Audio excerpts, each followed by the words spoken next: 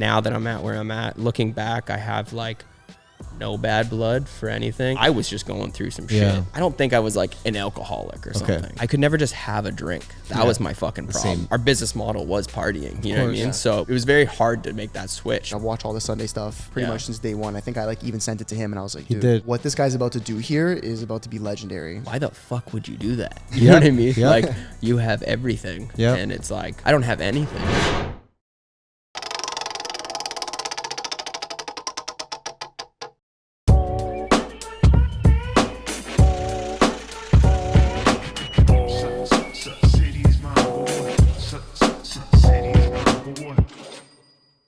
Welcome back to the MVH podcast, Money Buys Happiness. Guys, before we get into it, I mean, fuck, you click this one, you know who we're sitting with. Super excited about it, but subscribe if you're not subscribed. Like the video, leave a comment. We're easy. We literally take any fucking comments, like literally, like we'll take anything. Like you comment something crazy, please. Yeah. So where get the algo going. Where are we today, bro? We're in Los Angeles. Yes, we are. California. No, we're somewhere. It's LA. It's Torrance. Torrance, LA. With our guy MTV Jesse. Yes. What's up, baby? What's up, boys? You're looking swagged out. Thank you.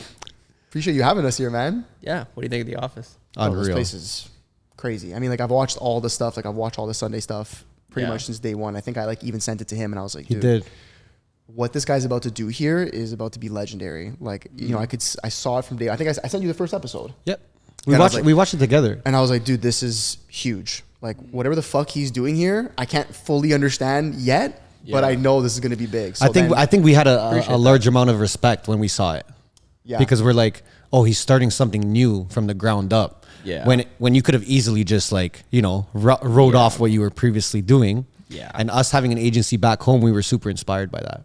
Cool, man. Yeah. Yeah, it was definitely like I think people, there's a lot of confusion at the start for sure. Of course. And a lot of people being like, why the fuck would you do that? You know what I mean? Like you have everything. Yeah. And it's like, but I think there's just a lot of things people didn't understand about like having everything on pay, like in to an audience. Yeah. Doesn't mean you have everything in your life. True. And that's the deciding factor for me. Not to jump right into this, but that was like the shifting point where I was like, I don't have anything. You know what I mean? So is that how you felt? Yeah, a little bit. Yeah, for sure. Really? Like, at a certain point. Like, okay. Yeah. Once you've like conquered everything, all the check boxes you want to check, and then like you're like, oh, I'm not happy. I'm not close to my family. I don't have friends. I don't have like hobbies. I don't have a life. You're like, I'm not creating things that make me like super stoked and passionate about. True. Like, it sounds corny, but like, when did you start feeling that?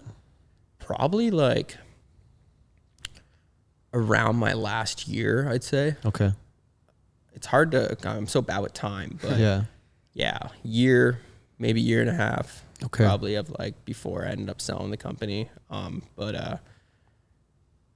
was just like a lot of, because obviously we lived in a house with a lot of people and like it was starting, I think it was like, oh, I need to fucking get away from this a bit. And so I can start figuring that out. So I started spending a lot of time just like in my room, but there's still the party happening. There's still the noise. There's still 12 people living in a house. And it just got a little too much. And then I became very happy being alone, which like, I've learned now that I've grown, I feel like is not a good thing either. Like I think, you know, some people say like, I always forget the word, but like, what's the word for like, if you're good in like groups of people or you're like, oh, I'm more introvert.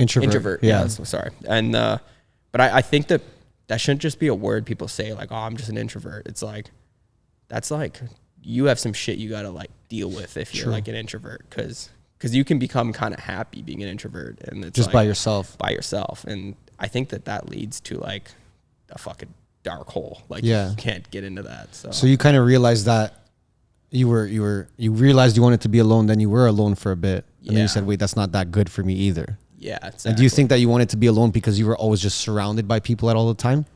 Yeah, I think everything else was chaos. So I would look forward to, like, I'm a big movie guy. I fucking, like, it was just like being alone and being able to watch. Like, it was like anything that was like calm. I fucking like was pulling toward and I enjoyed. But really all I was doing was just like numbing my reality, if that makes sense. No, you're completely right. And was there anybody that you consulted with when you started having the thoughts like, okay, maybe I gotta make my move. Like I gotta make my great escape, if you want to call it. Well, that kind of leads into the other points I was saying with like, you have everything, but you have nothing. That was also around the time that I kind of pushed family away, pushed friends away, pushed all that away. So then when I was at like a pretty dark point, I felt like I also didn't have that. Yeah. So like, that's why it was like a no brainer that like I had to change something. I'm like, I can't just continue doing this. So, yeah, it's so wild, dude. I was just thinking like a few weeks ago, or last night or whatever, 2 nights ago, we had a fight night here. And it was just like, it hit me that like fucking, like got my skate homies come over, like friends and family, like all the family that work here. Like we're all family here. And it's just like, I don't know, it's pretty cool. It's like, I just worked on whether it was like health, fitness, my mental health, but also like, it's a weird thing to work on, like, oh, get friends or work on your relationship with your family and shit. But like, it like hit me the other day. I was like, fuck, it's like, I'm just like happy and I built this whole other life. And, but people just see like the business you're doing or the videos you're doing, but like, and they kind of judge your, like, that's the currency that everyone sees. And that's like how much success you have. But like, I'm just more realizing like, fuck all that other shit, put it aside for a second. Like what I've built for myself and how happy I am now is like, it was like a milestone for me, if that makes sense. Of course. But, I mean, yeah, go ahead. But like before, because I really want to understand like when the idea for Sunday was birthed. But before that, I want to understand, and you let me know how much you can talk about it. Like, how was, or what was that conversation, let's say with Kyle or the full send team? Like, what was that conversation like when you finally were like, okay, I think I'm out of here? It was like, was it a one-on-one? Was it kind of? It's so hard to look back because it was such a long process. Okay. Yeah. So there was goods and there was bads throughout the whole thing. Okay. And I also, like, even if there was some bad blood or some arguments or whatever, it's like now that I'm at where I'm at, looking back, I have like no bad blood for anything. It's just like, because I also see that like there's probably things that like was shitty that I did too. You know what I mean? And like, I get that like whenever I was like not feeling a certain video we're doing or like another fucking trip or like whatever we were doing, I do get the point that it's like the rest of the team or Kyle or any of the guys on Full Send and Nelk Boys was like, they have to do the heavy lift now on like doing that. So like me having anxiety or being depressed or whatever isn't just an excuse to be like, well, you keep the ship going. You know what I mean? So if I had any part to kind of be like, kind of come to a conclusion on that, it's like, I think like there's definitely not like I'm sitting here like, oh, it was fucked up and then I had to dip. It was more like I was just going through some shit and like I needed to shift my life. And I just think that, does that kind of answer it? Yeah, so I guess it wasn't necessarily, it wasn't necessarily one conversation. It was just over a period of time, maybe some good, some bad, but ultimately. I'd say, that's the best way to say it. Do you think that there's a lot of like high level creators out there that face that kind of, you know, depression or anxiety from that kind of lifestyle and 100%. They just stick to it though? Yeah. I think, I mean, and that's why they also say about like YouTuber burnout. And like, I also think that that's just life. Like no matter what it is, it doesn't matter if you're in YouTube, like there's burnout. Like you work at a job and you're trying to make your way up, but like you fucking hate what you're doing or you love what you're doing, but it changes or like you're not moving up the ladder or your interests change or like whatever it is. Right. And like, I think that burnout is just something that happens. And at a certain point, if you're not happy, making a switch to something that will make you happy is just it's kind of like the energy that's like building in Sunday that we're trying to like we've been talking about like taglines and like what is our brand message and what are we trying to actually do here? What's like the motive behind it all? And like, it's like kind of birthing that, like that energy of taking a chance on something else and leaving something that's comfortable. And it's pretty cool because like, all the first founders of like Sunday, all the first people that worked here all have similar stories. Like Josh was in medical school, like, and then he just like dipped and he's like, no, I believe in your vision. Like, let's fucking do this. And like Tyler was in finance and he's like, he's always wanted to be a designer and he just dipped and did this. And it's like, kind of starting to see like a cycle of that. There's a lot of that. We noticed Yeah. that too with a lot of people. They're just scared to take that jump. And I think you even took that jump at like the highest level, right? It's not like you quit working at McDonald's to go Yeah. be a painter, like you did something huge, right? At the highest level. Yeah. So I think it's inspiring a lot of other creators or other people out there, like you said, your own team, Yeah. to make that jump. Yeah.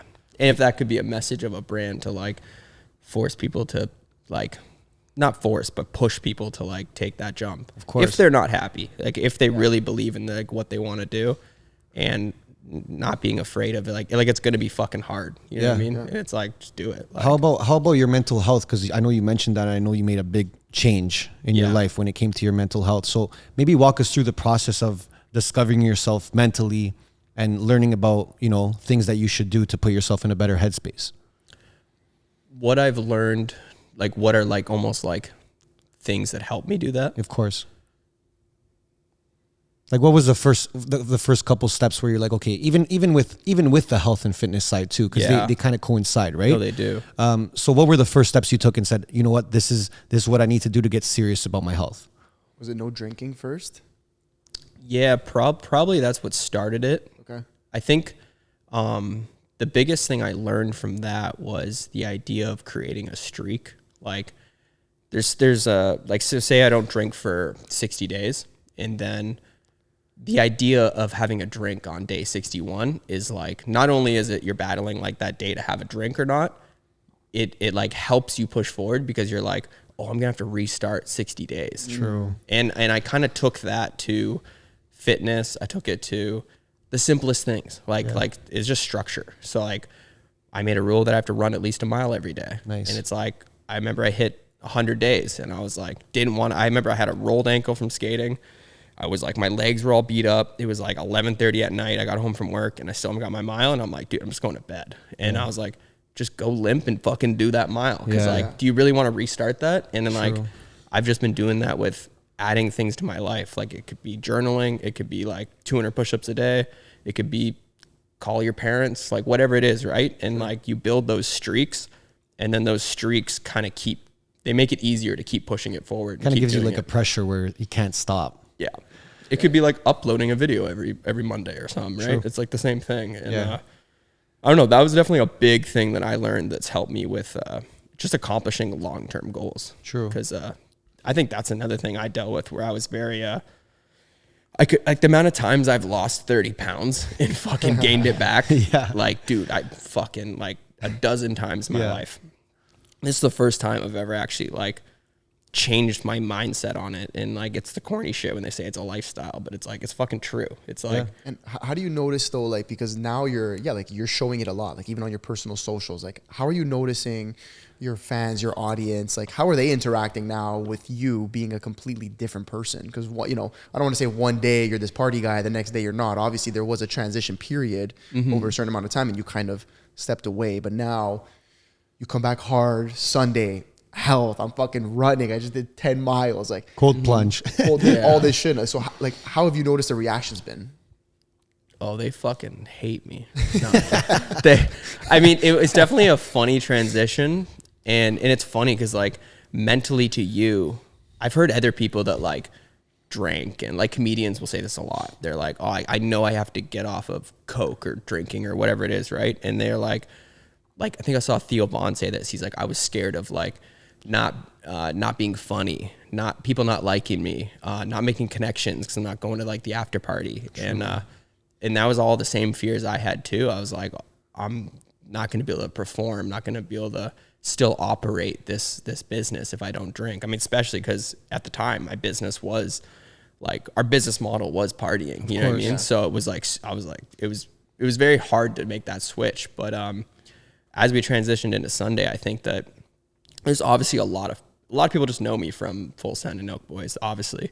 And I think there was a hard switch. And I think a lot of people think like I fucking found God or some shit. Like, and there's a lot of like, but like, I also just like realized that it's still me. And it's also, this is who I am. And the person that like maybe I was really funny and all these things when I was drinking and shit, but like, I don't know, like it's almost like that was just a filter of me, and now this is still me. It's just this is actually me. You know what I mean? Yeah. So Do you feel like everything happens for a reason, in the sense that if you weren't part of Full Send, maybe you wouldn't have found yourself the way you did now in terms of your health, your mental, all those things? Yeah, I have no regrets at all. I think that like it was one of the biggest learning curves of my life and taught me everything I know today. And I don't know, it's the story is I've always thought like the story of life is like really interesting to me, and it matters to me a lot. And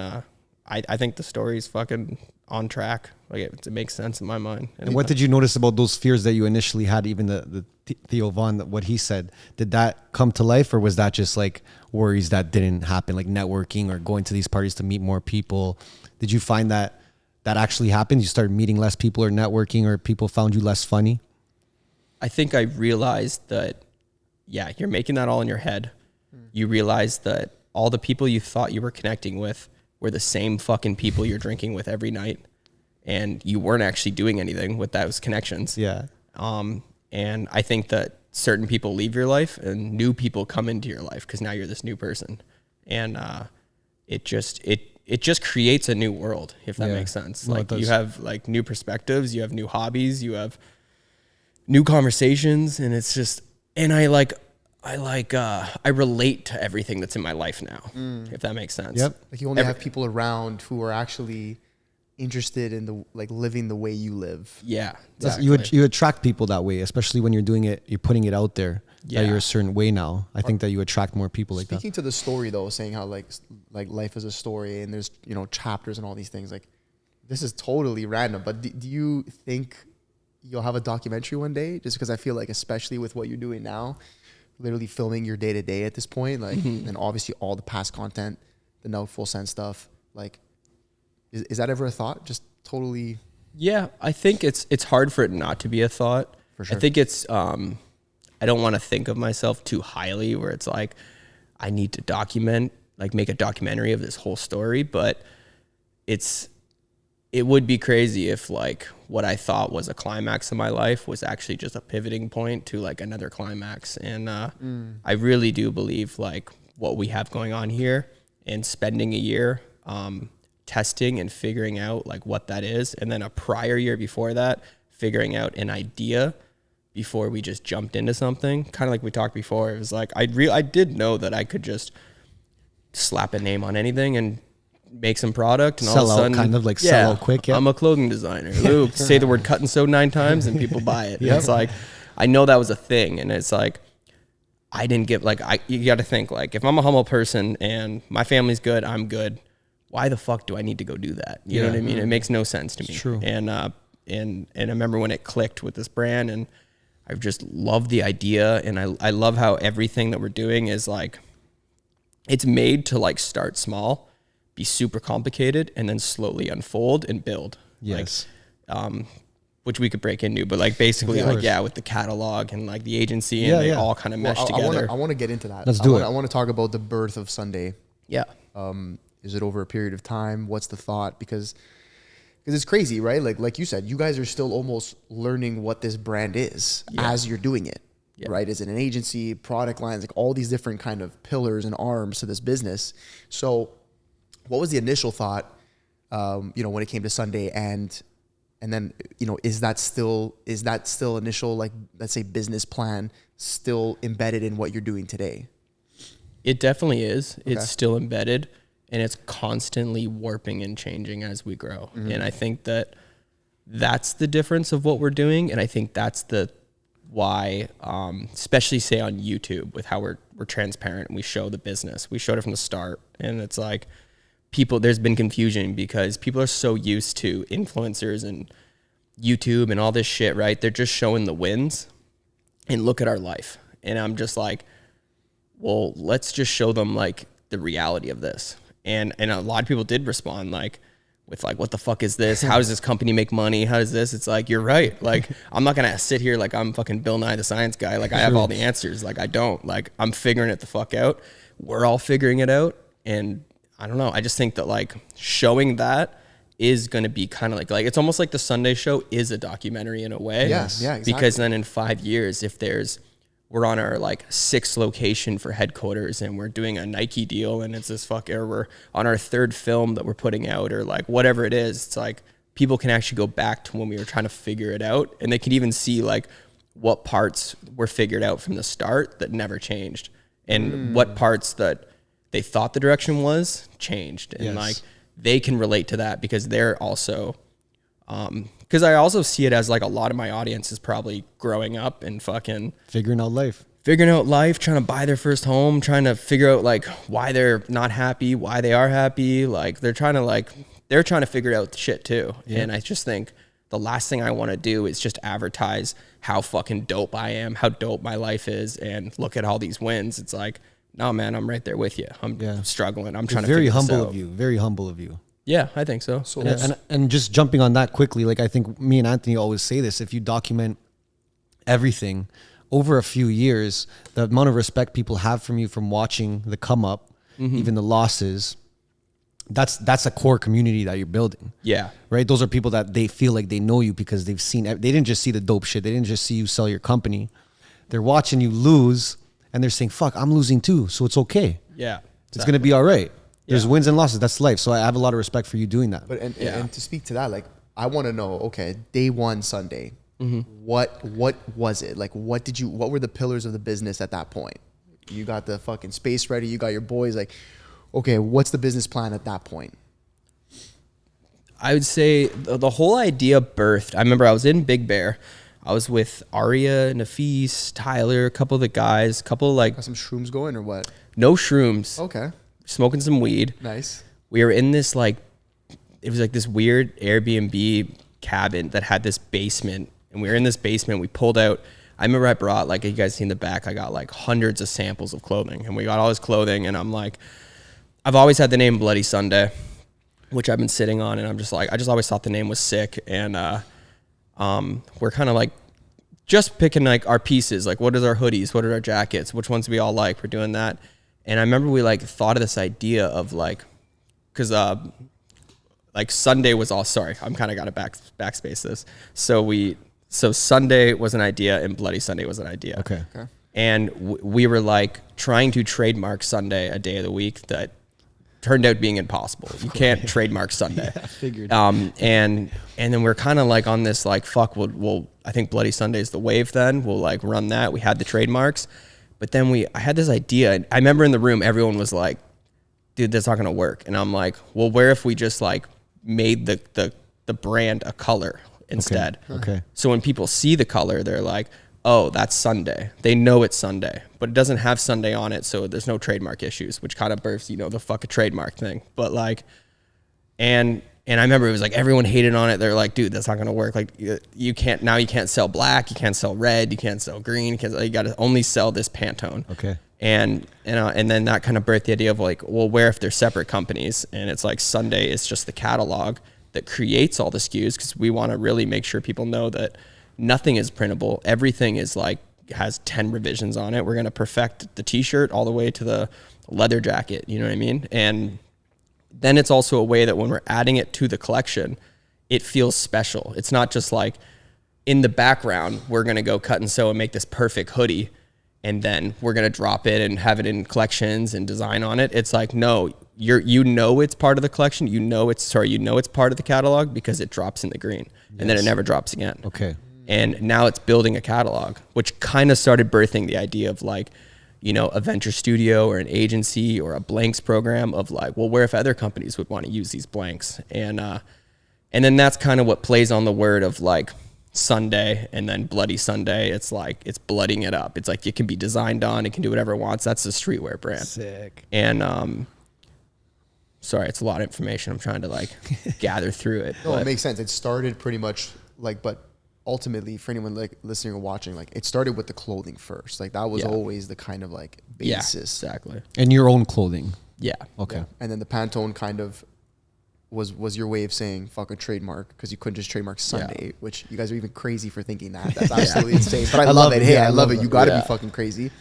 And then I came from big scale world where it was like, oh, like I think we paid $1 million for fullsend.com. Like, it's like, so like we came from worlds where it was like, oh, nothing's impossible. Like we can get Sunday, like we can do this. And then a lawyer was like, you can't do this. And I'm like, sick. Well, like, sorry. Yeah. Okay. So that's fucking crazy. Yeah. And what kind of team did you start with? Who were the people around? Did you have partners or were you the only founder?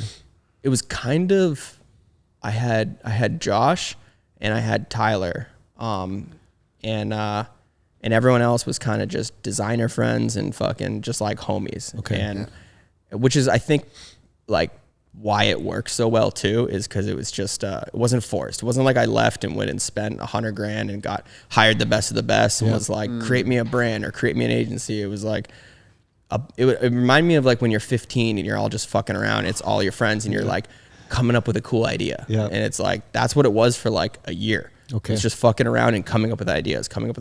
And until we hit one that like got me stoked enough to be like, I'm going to dedicate the next fucking 10 years to this. Like, this is it. Like, I like it. And now it's just our job of like unfolding that into like what it actually is. What other parts can this affect and how can it grow and like become an agency or become this or a blanks program, like I was saying. The agency stuff really hit home. Like we mentioned off camera, we have an agency as well, a little bit different, but just understanding that world of like dealing with clients, retainers, all that fun stuff. Like, how did that start? Who was the first kind of client that you guys had? And was it hard for you to convince them to work with you? I'd say it definitely wasn't hard to convince with my past resume. That like an influx of clients was easy. I think the learning curve of running an agency and also how is Sunday going to run an agency were two things that I learned over the last year, because we quickly became a service that was just like, you know, whatever notes you have, we'll fucking design it, we'll manufacture it, we'll help you with the marketing, but like on your guys' notes. And I think we quickly learned that like we only want to work with people that fuck with our track record and being like, hey, we're giving you guys the keys. Here's a retainer. Here's a per project basis, and you guys bring this to life. We trust you guys. And that's like kind of going forward what we're going to do and what we have been doing. And that's been working great.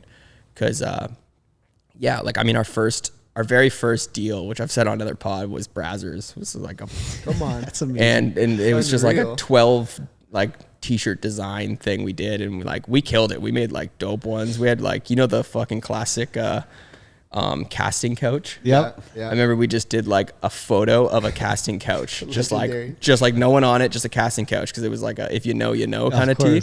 And like I'm like, dude, I think that's hard. Like I'd wear that. That's fucking dope. And like, yeah, you just have someone there that's like, oh no, let's not do this. And where if we did this and add 2 soccer balls? And like, it's like, are you paying us to do this, or are we just like bringing your design to life? And like and we just learned very quickly that like, that's not what we're here to do. Especially when like it's my time and my team's time is going towards something that like we don't 100% fuck with. That's where I was like, fuck all this shit then. Like we'll go build my resume more and we'll go build my brand. Like we'll go build this, something that we have 100% in control of, if that makes sense. Which is so smart because even going back to it, when we started our agency, one of the things that we said we would always do is just focus on our brand itself. Yeah. Right? A lot of agencies out there, no hate to them, but you don't know much about the actual agency because they don't market themselves. Yeah. And we found when you market yourself to an extent that is very high, other people will just come to you. So now you're just attracting clients instead of, again, you're on a much higher scale, but a lot of agencies our size have to go out and do sales. Yeah. Which we don't like doing that. We don't want to go convince someone to work with us. We rather just put ourselves out there. Yeah. Say, oh, we know these guys already. Let's go talk to them. Yeah. So it's very similar. Guys. Yeah. Right. They're almost like a fan of like that's what you want. Like, yes. And that's hence the Sunday show. No conversation needed, right? They're sitting down with you. They know everything about you already. They know everything about the agency because you've done so well with the content. Yeah. That you sit down, it's like straight to business. Yeah. Right. So have you noticed that a lot too with the content you're putting out? 100%. Not many questions have to be asked. Oh yeah. I mean, that's what's crazy about this business model. And like, obviously, like we talked about before, seeing this at a 10, 20 year like game plan, like we don't even get that much views on YouTube, but the amount of clients and influx of say collaborations or whatever it is, like comes to our table. and their fans, and like they can come in and be like, they know like head of manufacturing, they know head of logistics, cool, yeah. like they know them first name, last name, Yeah. they know what they eat for breakfast. They It's know what like, they like, the yeah, whole thing. it's like they know and they trust us, and I just think as this company like again slowly builds, it doesn't need to pop. It's like slowly builds into that. I think that the whole client side of this and project base is going to like explode. Yeah. Like, And even with the documenting, like, was that something that you had in mind at the beginning? Because it's huge added value for anyone that works with you. We were talking about this off cam too. Yeah. Was that something that you had in mind? Like, okay, we're going to document the whole process as well. Or did you kind of figure that out once you started it? that was it all really started on, I knew there was a cool story happening here, and I knew that it would help a lot of people, kind of like we were saying with the whole like show the wins, show the losses.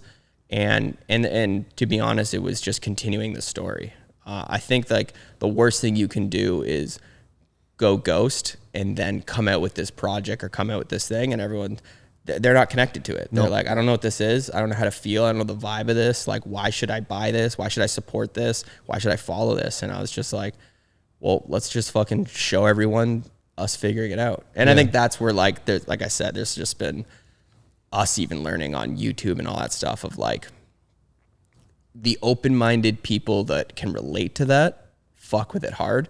And then the people that just want to be entertained and know you for like what you used to do are like pissed off and don't get it. But I think slowly you weed them out as you are consistent with it. I'm curious, what's the hiring process like for you? Because you said you started with just a couple guys. Then we walked through, we met a couple of the team members.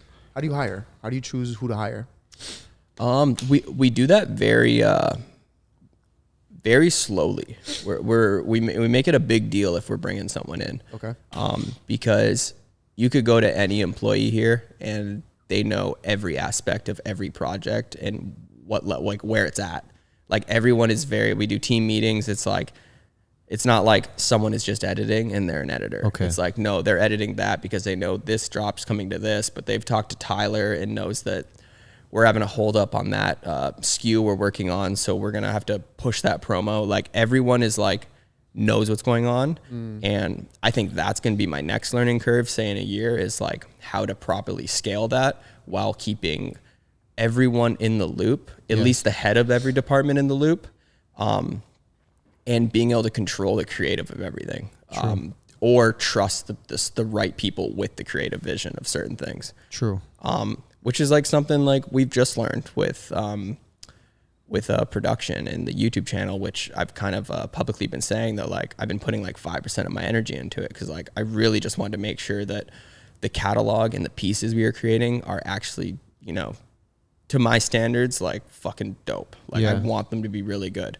And now that we've kind of perfected that for the year, it's like now I'm starting to jump in and find the team that I trust for the show and finding the format and finding there's like a silver lining of like how to teach people business and show people a business show behind the scenes, but also keep them entertained and grow the characters and grow the personalities that are attached to it. And I think that that's like what's finally starting to form together. So I'm super excited about that. I'm starting to put a little bit more energy into that. But also on the agency side of the studio, like we're also have a whole media end that we're like starting to dump into too, which is like super interesting. Like there's definitely a hole in the market there for companies that, you know, spend $500,000 on fucking meta ads and bullshit, right? Trying to grow their business, when we're noticing that like we can go to these companies and help them build, like say it's a YouTube channel or say it's a show on our channel, like whatever it is, but like they don't really know how to create YouTube content, play with the thumbnail title, how to keep retention, how to really do that, because it's a different production than TV. Like you can't just go to someone who did HBO for 20 years and be like, create me a YouTube channel. So that's the kind of new ventures that we've been doing with clients, and I think that it's definitely worth my time being in that, because like there's something there for sure. But it's slowly unfolding right now. How do you delegate? How do you manage your time? Because like you mentioned, there's a million things going on here. And from my understanding, you're involved in every single thing that's happening, whether it be creatively, operationally, whatever, right? How do you fucking find time for yourself while also making sure that this engine continues to run? Yeah, I think there's a lot to that. There's structure's number one. I definitely have, because I have structure and living a healthy lifestyle, I feel like I have 5 times more time. Like there is no like morning, I'm not waking up at 6 a.m. and have a full day. So that helps. But it's also about slowly finding the people that you trust, especially with creatives. You have to like really embed your vision into them and then trust them so that they can almost handle that. But I mean, Josh, fucking shout out Josh. He's head of operations and he does scheduling, and he like, without him, I'd be pretty fucking all over the place. Cause that's my biggest like thing that I've been working on and I've always been bad with is Chewy. Sorry. No, all good. Chewy. It's okay. Some good background noise. Said what's up. We'll take it. We'll take Just it. say what up. I bounce around. Like my thing is because what I'm doing is every project is, we're only doing it because I'm fucking stoked on it or I'm interested in it. Okay. So it's so hard to not bounce around and try to do everything. And I've also learned that like, you can't be doing that. You gotta like focus your energy on a project and just drill it in and nail it and then move on to another project. Yeah. So I've been kind of working on that. There's some days where I come in and you're popping into 10 different projects and 10 different meetings, but I think the best days are when I'm like, hey, I'm going to dive into giveaways. Like say for like Sunday, we do giveaways. It's like, I'm going to jump on and I'm going to figure out the 12 products, how we're going to market them, how we're going to release them. What does the site look like? Blah, blah, blah. Like I'm going to work on giveaways this day or for this 3-hour period. Yeah. And then after that, I'm going to like, or the next day I'm going to work on, just collections or just this show that we're trying to produce and like have those people around me, if that makes sense. So just trying to learn how to dial in on one thing at a time, give everything to one thing. How It's about super even managing and overseeing a team? Because that's pretty new for you as well, right? You never really had to do that in the past. Yeah. So how's that been for you? Kind of overseeing a team, delegating, even trying to instill your vision in other people as well, because we know that too. Yeah. And it's not the easiest thing to do. So how's all of that been for you? Just one big ass learning curve Yeah. for sure. But slowly getting it dialed in. I think like even in the past with Nelk and stuff, like we had at the time when I was there, it was like 50 employees. So it was very much like a learning curve there too. True. But it was now it's just, I think there might be a different route that I'm going at it, especially with a smaller scale. I don't know. There's definitely like tips I've learned over the years, which is, no matter if it's your janitor or it's your fucking head of production, letting people have a voice in your company is huge. And it sounds corny to say that, but it's very true. It's if you're believing this person and you're paying this person, you should hear this person. Kind of goes back to what we were saying with the agency. It's like they're paying us a retainer to do our job, then let us do our job. It's like I've been slowly learning that with employees and just like really like making them heard and hearing their ideas. And if it's not a good idea, then it's like, let's talk about it. Let's like, because maybe you'll learn something. Because a lot of times like an employee will fucking open my eyes to something and I'm like, oh, you're right. That does work better that way. Yep. You know what I mean? So I think that just conversation and having a lot of group meetings is huge too, where it's, even if someone's like, hey, this isn't in my field, it's like, you should know how this works because they all are connected. Yeah. You know what I mean? It's going to affect your lane at a certain point. Of course. Understand this too. I think when you do that too, everyone has no choice but to kind of see the vision when you allow them to come in. Yeah. Right. So that's very smart. And I wanted to even know what kind of key lessons did you take from Full Send that you said, okay, this is something I'm going to instill right away into my new brand. Fuck. There's probably tons. It was like almost a decade of my life. So anything that sticks out to you where you're like, okay, this is something that I learned in the past, I want to do this, or this is something that I learned not to do in the past, let's make sure we don't do it. Let me think. It's definitely a good one.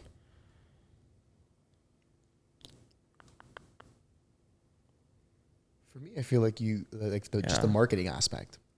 Like Yeah. you're saying you're working on a giveaway. You're like, this is how we're going to market this giveaway.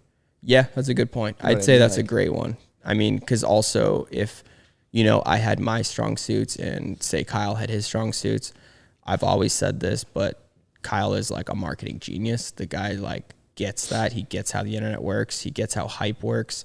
And I learned a lot from him throughout that. And I learned a lot just like running that company with him. And, yeah, I would say that's probably like number one thing I've learned is how the internet works, how hype works, and like real hype, like how like real fucking build up works. Hype, yeah, 100%. And even to that point, like, again, I like you've mentioned a bunch of times, like everyone here is like family, like friends. How is it managing your friends?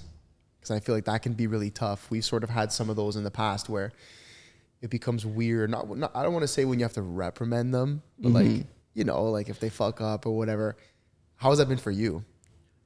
I've learned that you have to just speak your mind in the moment. That's like huge. Yeah. Because I don't know if you've ever like done this where you catch yourself, someone fucking leaves dishes in the sink downstairs. And then I come upstairs and I go to Josh and I go, yo, what the fuck's with these dishes, dude? It's so fucking annoying when he does this shit. And then it's like talking behind people's back, and because it feels good to have him go, oh yeah, you should clean up those dishes. It's like, that gets you nowhere. It's like you see it, you go over, you go, yo man, like I've cleaned this out 3 times. You got to clean up your dishes. You know what I mean? And then he's like, oh yeah, sorry. It was because I was doing this thing. And then you talk it out and then it doesn't happen again. It was nothing. Yeah. You just fucking seal it right there. And like, I think that in between, you know, like I said, all the staff here is like my fucking family and like they are my friends.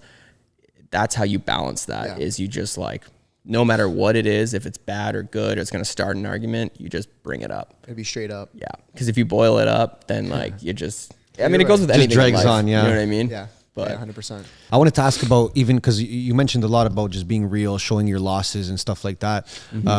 Is there any mistakes that you've made, or maybe one mistake with Sunday so far that you look back on and you're like, fuck, I learned a lot from that? Oh yeah, tons. Is there one that sticks out to you?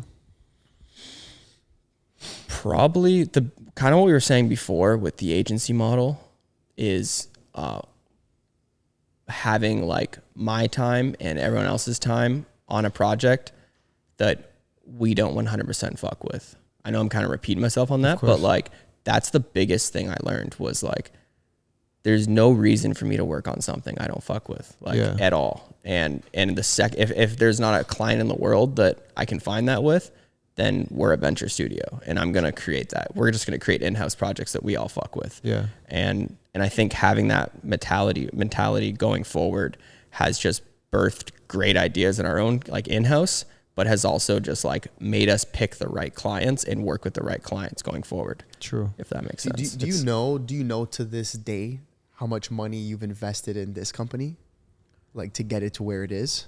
Probably close to $1 million, I'd say. Okay. Wow. Probably $1 million. And I'd say probably maybe like half to like 750 back. Okay. So it's not too crazy of a burn rate. And I think that, you know, in a first year, especially going at it the way I wanted to go at it, that was like intended. Like that, I knew it was going to happen. Yeah. And it kind of gives us like an easy goal. It's not like, hey, we got to go make $50 million this year. It's like, let's get to a point where we're profitable, like and early. I'd be happy with that. And we can keep growing it and keep doing it. And then as things do well, like how our collections are coming out, I'm honest with the fans on that too. It's like, it kind of goes back to full send days, right? It's like, we didn't make money on AdSense. It's like, I have my money that I'm going to invest into this, and I have enough to like keep creating and keep doing this at this scale. But like for us to go to this scale or do these kind of shows or do these kind of brands or do these kind of projects, like it all is just going to be dependent on like how this slowly grows and how people support it. So there's no like crazy pressure to like make a shitload of money. It's just, if the money comes in, we can do cooler, bigger projects. Which is a great pressure not to have. Yeah, exactly. Right? Has anybody told you that this wasn't going to work? Oh yeah. Anybody that you would generally listen to? Like outside of like, you know what I mean? Like outside of like the comments and whatever, like, you know what I mean? Was there anybody close to you who was like, this isn't going to work, bro? No one really ever did. It's pretty much all been comments, and it's funny because like those comments do get to you. You'll like read them and you're like, you start reevaluating what you're doing and all this shit. And it's like, I've just learned that it's like that if you're going to be transparent about a business, which no one else does, you have to understand that that's going to be there. And like, I had to just, again, another learning curve is like, I had to learn that and be like, oh yeah, why the fuck am I going to change what I'm doing because of a 12-year-old in fucking New Zealand? You know what I mean? Like, fuck that kid. So I guess looking forward now, because you mentioned 10, 20-year plan. Yeah. Right? Where do you see Sunday in the future? Where do you want to see it? The only goal is that we can keep creating things. I don't even care if it's at a higher level. It's just be able to keep creating things and be profitable. That's like the only goal here. And then when it comes down to like a mission statement or something, I think we're still figuring that out. I think I could sit here and say a bunch of things that we've talked about, but like I don't think it's like, it's still too early to like really be like, this is what we stand for. This is that. Like kind of like we talked about before with it's like if there's any kind of message of this all being public is just like for people to like, if you're not happy, to like take a chance. It's like just fucking go do your thing you want to go do. Like, have you inspired others around you that you've noticed that are doing that now, taking a leap after they've seen you kind of change your life and take that leap again? I've had a lot of people hit me up, you know, in this world that we're in, and because they related to it. And I can't really speak on them if they like, it's because of me or what, but like it was definitely like a crazy amount of people that hit me up because they either felt the same way or they want to take a jump or they want to make a change. The big one was definitely that I got a lot of feedback on was just the whole like fitness, health, and like mental health, like first kind of shit, that people were like, could relate to, I think, or like, I'd hope inspired them to like worry about that first before they worry about their next banger video. You know what I mean? Like, I think do you think that this is a company that you'd ever sell one day? Because I feel like, and then correct me if I'm wrong, you're like a little more personally attached to this. Yeah. A lot more personally. Yeah, a lot more. So I feel like that makes it hard to say, hey, you know, if we got an offer one day for $300 million, you may say no. Probably. Yeah. I mean,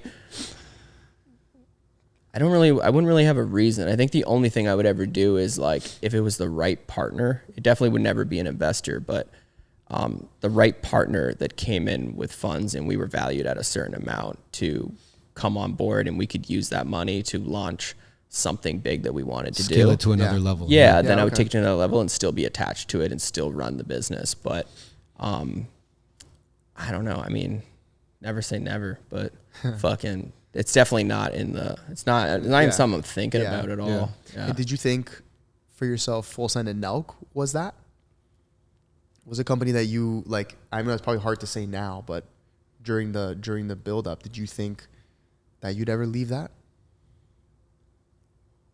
I definitely, I didn't see it as like, this is going to be my life forever. Okay.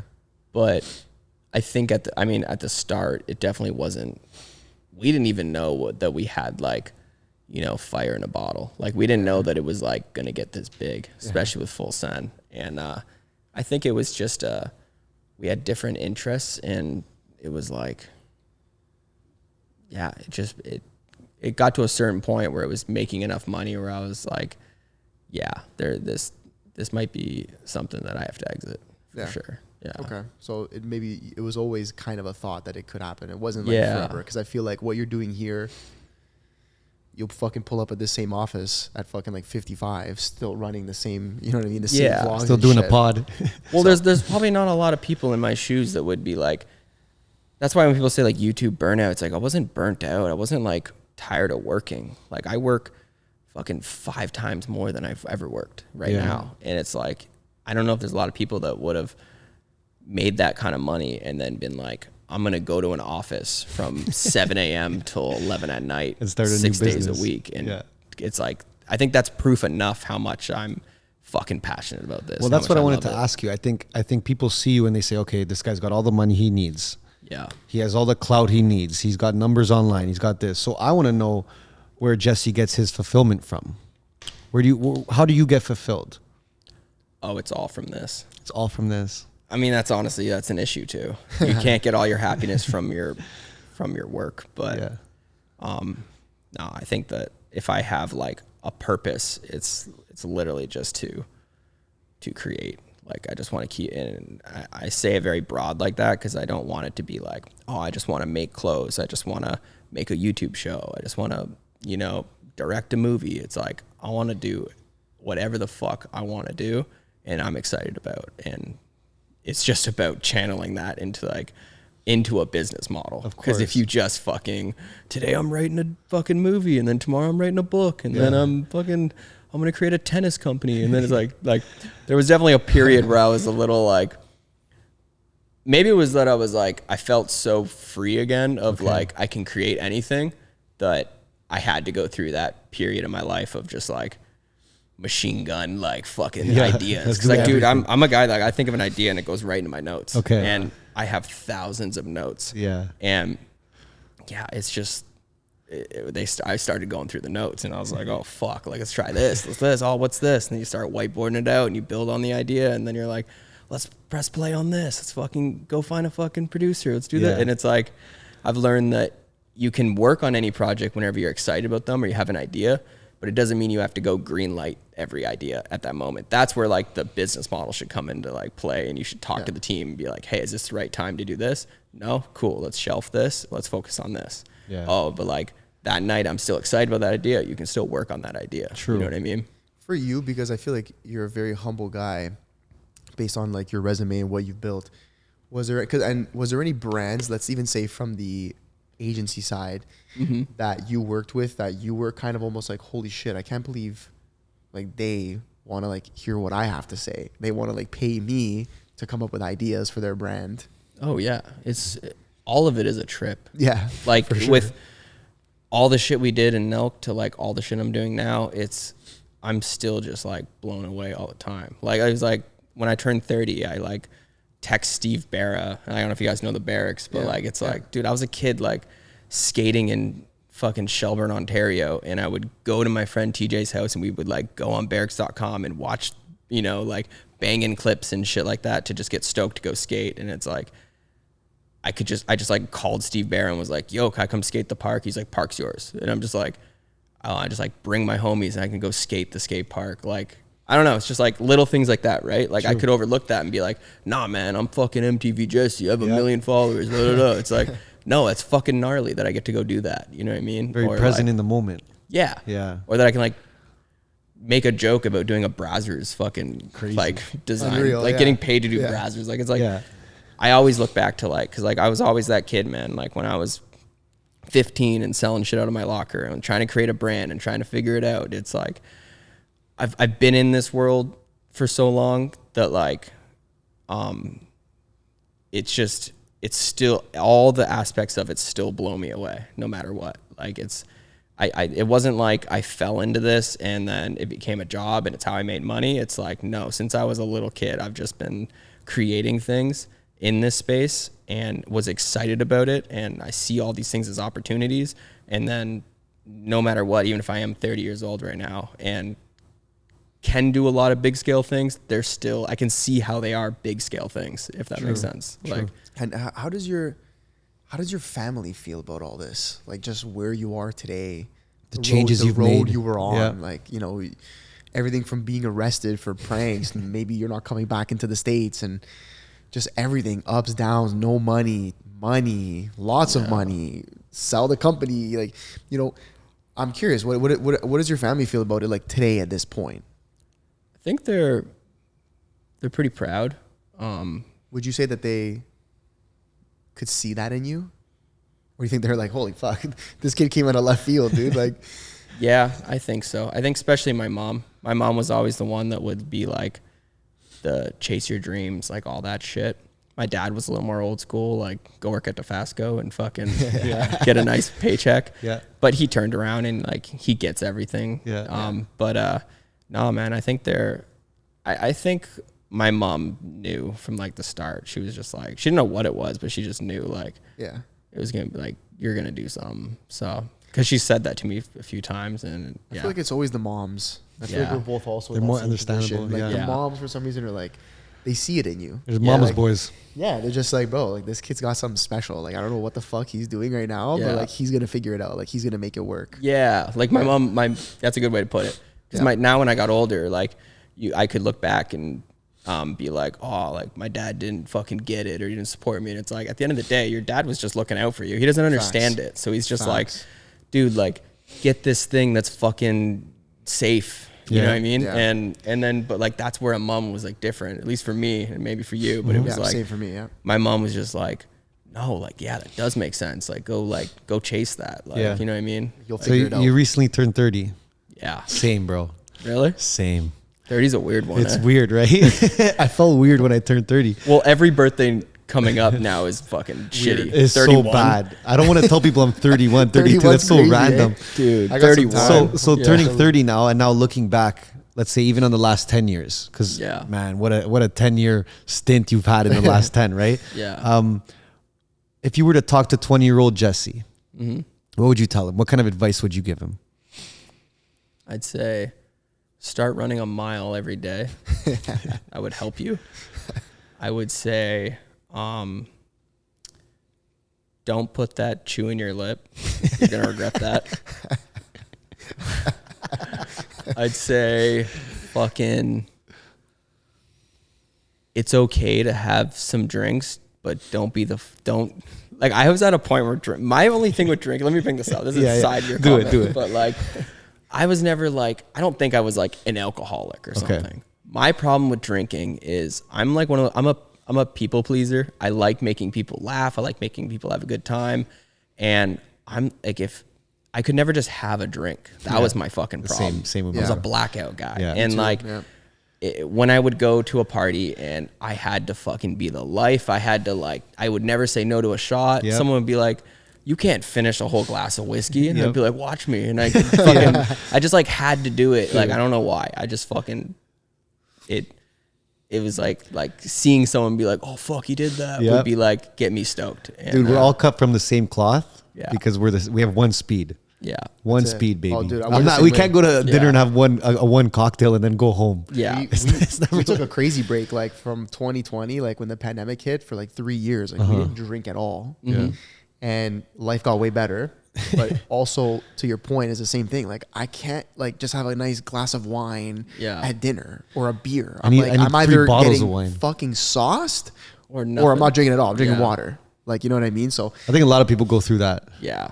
But when you're like that, you gotta realize it and you gotta be like, okay, cool. That's why it makes me say like, I don't think I was an alcoholic. Cause like I know alcoholics and I think an alcoholic is more like they work they work all day, they come home and they have 4 to 5 beers. Yeah. And it's like not about any of the other shit or making people happy. Sit down by themselves. They're not even trying to party. Like, yeah. I just need this medicine to like get through the day. True. And cause I fucking hate this other thing I'm doing. So I drink at night and, I never had that, but I definitely think that, I mean, even now it's like, it's been like 3 years I haven't drank and it's came across my mind a bunch of times, like, especially when I hit 30 and like, I was like, oh, like, do I just have a beer? Do I try Happy Dad for the first time? Do I fuck it? I was like, that's crazy. Like, what am I waiting for? Like the whole point of why I even stopped it was to, better my life and feel healthier. But it also was like, cause I remember my mom even said to me, she was like, you don't want to be the guy that like can't have a beer.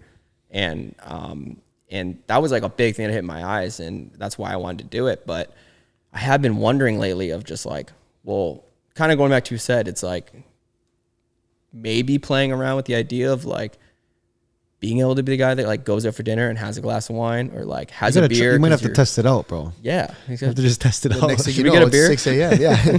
Do you guys want to be those guys? We're going to relapse you right now. My stories like for the next 3 days are just like arrested. There's the viral part. Give him the question. Yeah. Well, but before that, I have one quick question for you. Any brand that you could collaborate with, work with, have as a client, who would it be? Fuck. Well, that's probably a crazy question, but I want to nail this one. Let me think. You're about to manifest it right now. Yeah, because we're gonna look back on this clip I know everyone thinks it's like some hype beast, overrated shit, and they would never do it because I think they don't collaborate with anyone unless they've been running for 20 years. But Supreme would be fucking iconic. Yeah. That would be dope. I think you could do it. Yeah. Well, they did just do a collab with someone that was like a 5-year-old, 10-year-old company, which I think they broke their, can't remember what the brand was, but they have like a rule that you have to be running for 20 years. Like you have to be like embedded in a culture to like do a collab with them. Okay. But that would be insane. That'd be really cool. I'm trying to think. Honestly, I don't know if it's an all time, but Crink, they're like a marker company. You guys know them from New York. Yeah. Our company being based on a color, just dropping like a Crink, like Sunday Pantone would be fucking super dope. And I feel like you would like out of nowhere just like do like a fucking collab with like a tire, like Michelin or some shit. Dude, that It'd be is hard as fuck. I push this all the time when I'm working with like clients or we're talking about our own brand. I think the coolest collabs are the ones that make zero sense. Yes, exactly. Like It's a brand, like it's like random as shit. And then because what happens if you take a brand that is in this field and you take a brand in this field, there's so much in between for creativity. Because now Yes, it's like, facts. it's not a no-brainer, right? It's not like, oh, put the Supreme box logo and then put Louis Vuitton on top. Yep. It's like, no, we don't know how we're going to do this. So then you have to like come up with like insane ideas to find like the through line. Yeah. And I think Bridge that that creates like the coolest collaborations. That's where the magic happens. Yeah, exactly. okay, so we're talking Supreme, we're talking Crink, and we'll throw Michelin in there. Why not? Yeah, Michelin. Fuck it. You Fucking manifested that one. iconic. You want to know why? I actually saw the blimp go by. I swear Oh, to you God. just seen it? And I was like, yo, okay, It's a that sign. makes It's a sense. That'd be sign. cool. Fucking Goodyear. Yeah, 100%. Like crazy. That'd Like be it'd be dope. fucking sick. Dude, first of all, before I ask you the question, thank you so much for having us. Yeah, appreciate thank Seriously. you. This is Cool fucking convo. yeah, unbelievable. What you're building here, very inspired by it. I think you're doing something that I've never seen done before. Yep. Which is always cool because then that's when you know that's how the Amazons of the world are born. That's how the Facebooks and and the Twitters are born. Whatever, whether it's tech or not. Like when someone does something that's never been done before, it's very admirable to watch because you also got to invest not only your money but your time and your energy without really knowing what the end goal is. Yeah. So the fact that you're doing that, man, is very impressive. So, I just want to say kudos to you for doing that. It's fucking Appreciate unreal. that, Congratulations, man. bro. That's like music to my ears. That's what I want to like. People that will fully understand me, I think, will understand that like it's what hasn't been done before. What should be loved and hated. Like what should not make any sense until it does. Like that's what I'm like chasing. Like the last thing, I hate things that are just like, this works, so this is how I'm gonna do it. Yeah. This works, so let's follow this. Yeah. And it's just I there's no think you have purpose in it. I You know think what you I have mean? $1 billion brand here for sure with what you're doing. Appreciate So that, man. with that being said, because we just threw a dollar figure out, we are the MBH podcast, Money Buys Happiness. So I gotta ask you, Jesse, do you believe money buys happiness? I think money buys security. That's what I think. I think that, coming from someone that grew up poor, it's the only thing I was chasing with money was security. Meaning like, things are, you don't got to always go paycheck to paycheck. Your car breaks down, it doesn't have to be the end of the world. It's like money gives you that security. And I think that what I've learned over the years, I think this is also like, everyone has their own opinion on this, but happiness is just, I think it takes work. I think it's just, if you like, you can't do something like make a bunch of money and then be like, I'm happy now. It doesn't work like that. Like you're alone at that top, or it's eventually going to sizzle out because you've done 10 things that Dan Blazarian's done. You know what I mean? Like it's like, and I just think that every day you have to work for happiness and I kind of like, I hate using the word suffer, but I do think that suffering is related to happiness. If you're just happy all the time, it's not going to feel like happy. It's going to feel like a numbing straight line. True. So you have to like do things that suck to like feel the things, that feel great, if that makes sense. So I think like what I've learned though, it's about getting money gets you to security that then gets you to a place where you're the one deciding when you're suffering. So if like I go do a cold plunge or I go run or I go put 8 hours in on a collection or I do this, like I'm choosing to do that. And it could suck in the moment, but then you get to like just go home and watch a movie or go for dinner with your family or something. And it can be like amazing. If that makes sense. Yes. So that's kind of my opinion on it. I like that. You gotta suffer. I think I agree. You got to suffer. The suffering makes the wins taste better, makes them sweeter, makes you appreciate them more. Yeah. Because if all you've ever done is win in your life, like some of the wins you're getting is like other people's dreams. Yeah. And you know, for you just, it's one day to the next. It's like, whatever. I made $1 million. I bought my parents a house, whatever. It's like, but if you didn't suffer, you don't really know how much that could mean to someone else. Oh yeah. Right. You got to stop and smell the roses and shit. Too. Hell yeah. That's a big one. You 100%. got to like, you can get lost in the rat race a bit and be like we were talking about before, you guys saying like, you guys, when you first start uploading, getting 80 views, it's like, you think about that, it's like 80 people in a room watching you guys talk for an hour. Like, that's fucking MTV Live. You know what I mean? Like it's like, I don't know. It's like, it is crazy. Like I could sit here and compare everything I'm doing to my past projects and past companies, but it's the last thing I should be doing. I should just be grateful for everything I'm doing and see how powerful that is. Like if I could leave on one note too, this, I'm going to butcher his name. I feel like an asshole, but this guy came in, nicest guy ever, cool guy, been in the game for like 20 years in like production, and he wrote on my whiteboard like this little circle, and he wrote like core. It's like that's your audience. That's your people. It doesn't matter how small that is. It's like 50 people. It could be 1,000 people. It could be 10,000. And then he did this huge circle, and he's like, that's everyone else. That's like what you could be. And he's like, all you have to worry about is like those people. Because those people will sell those people. And it just fucking clicked. It was like, fucking, it snapped in my head. I was like, that's all I'm worrying about. I'm worrying about building great things, and I'm going to worry about those people, and everything else will fall into place. And I truly believe that. Because if you just chase this, you're a vulnerable company that just, they're not like going to hold you up. They're not your tripod. They're like, they'll come and go as they please. You know what I mean? So facts. Yeah. Damn. Great mindset, bro. Dude, I appreciate you, man. I know you got shit to do. Thank you. We'll Big drop coming. Thank you, man. If you made it this far, love you guys. Thank you. Jay? Fuck yeah.